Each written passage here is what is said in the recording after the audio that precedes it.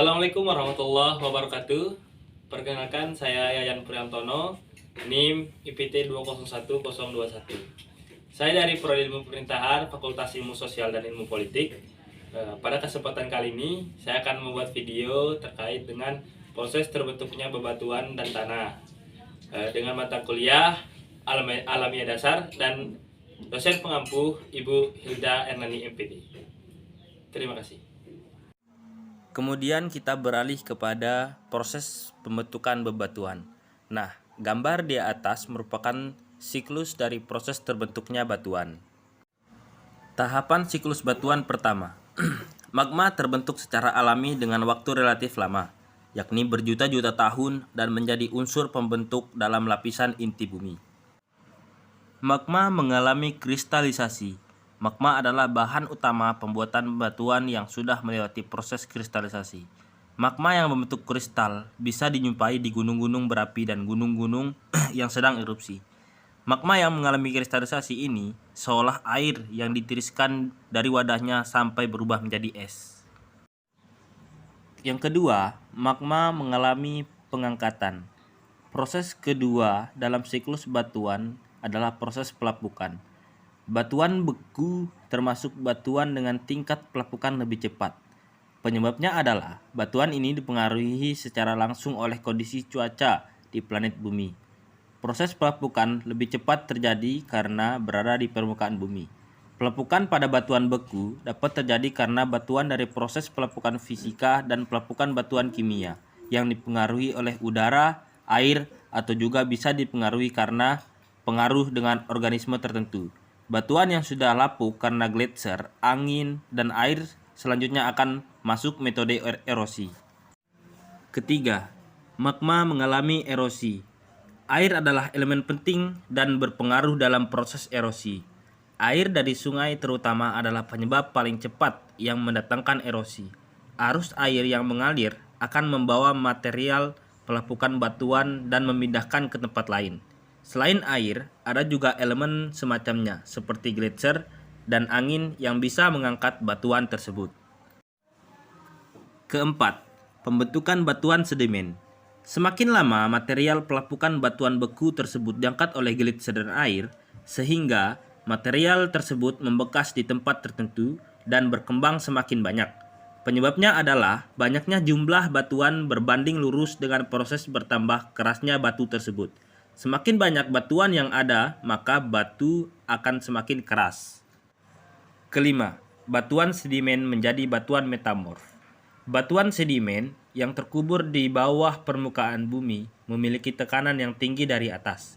Semakin mendapatkan tekanan, maka batuan tersebut akan semakin dalam, yang mana sumber energi panas dari dalam perut bumi akhirnya dapat merubah batuan tersebut. Pertama sebagai batuan sedimen menjadi batuan Mailhan atau metamorf. Keenam, batuan metamorf menjadi magma dan siklus berulang. Setelah mengalami proses di atas, kemudian batuan metamorf akan berubah kembali menjadi magma, yang mana siklus batuan akan berulang lagi dan seterusnya. Gambar di atas merupakan gambar daripada siklus terbentuknya tanah.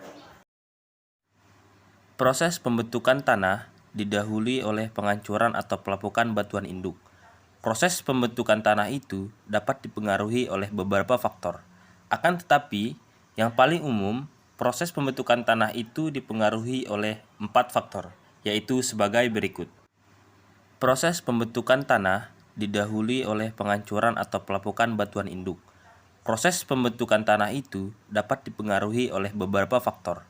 Akan tetapi, yang paling umum, proses pembentukan tanah itu dipengaruhi oleh 4 faktor, yaitu sebagai berikut. 1. Proses pelapukan batuan. Pelapukan batuan adalah suatu peristiwa hancurnya massa bebatuan secara fisik, biologi, maupun kimiawi. Pelapukan kimiawi. Faktor kimiawi sangat dipengaruhi oleh hujan asam yang sering terjadi. Hujan asam ini terjadi sangatlah sering sehingga membuat pelapukan bisa terjadi ketika batuan yang letaknya lebih dalam. Pelapukan fisik. Pelapukan jenis ini sangat dipengaruhi oleh perbedaan temperatur dan juga iklim yang secara drastis, sehingga membuat batuan akan mengalami perpecahan. Pelapukan biologi. Pelapukan biologi ini terjadi karena disebabkan oleh makhluk hidup.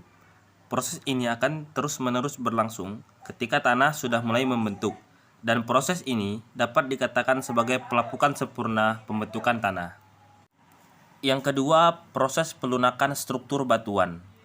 Proses pelunakan struktur batuan ini juga membutuhkan waktu yang lama, seperti proses pelapukan. Pada proses yang satu ini, setelah batuan pecahan yang dihasilkan oleh proses pelapukan akan mengalami proses pelunakan. Dalam proses hal ini, air dan udara akan memiliki peranan yang sangat besar, karena akan memasuki ke dalam rongga-rongga batuan yang merembes lalu akan mengalami pelunakan pada batuan tersebut. Yang ketiga, proses tumbuhnya tumbuhan perintis. Setelah proses pelapukan dan proses pelunakan, proses selanjutnya yang menjadi faktor pembentuk tanah yaitu dengan tumbuhnya keanekaragaman tumbuhan perintis. Yang dimaksud tumbuhan perintis di sini adalah tumbuhan yang akarnya lebih besar dari lumut sehingga akar tadi masuk ke dalam batuan yang lunak dan akan memecah batuan tersebut.